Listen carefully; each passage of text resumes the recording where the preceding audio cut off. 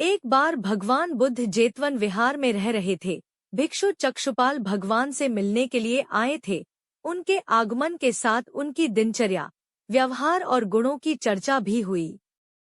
भिक्षु चक्षुपाल अंधे थे। एक दिन विहार के कुछ भिक्षुओं ने कुछ मरे हुए कीड़ों को चक्षुपाल की कुटी के बाहर पाया और उन्होंने चक्षुपाल की निंदा करनी शुरू कर दी कि उन्होंने इन जीवित प्राणियों की हत्या की।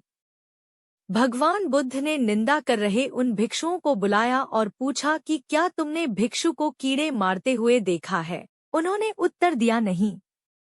इस पर भगवान बुद्ध ने उन साधकों से कहा कि जैसे तुमने उन्हें कीड़ों को मारते हुए नहीं देखा, वैसे ही चक्षुपाल ने भी उन्हें मरते हुए नहीं देखा और उन्होंने कीड़ों को जानबूझकर नहीं मारा है, इसलिए उनकी भर्त्सना करना उचित नहीं है।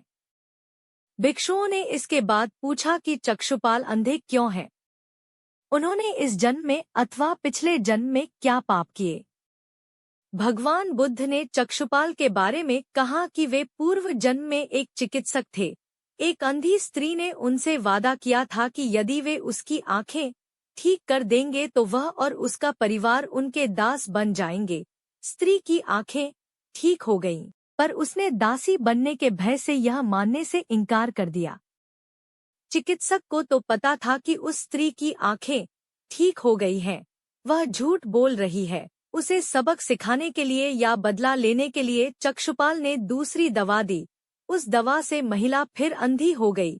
वह कितना ही रोई पीटी, लेकिन चक्षुपाल जरा भी नहीं पसीजा। इस पाप के फलस्वरूप अगले जन्म में चिकित्सक को अंधा बनना पड़ा।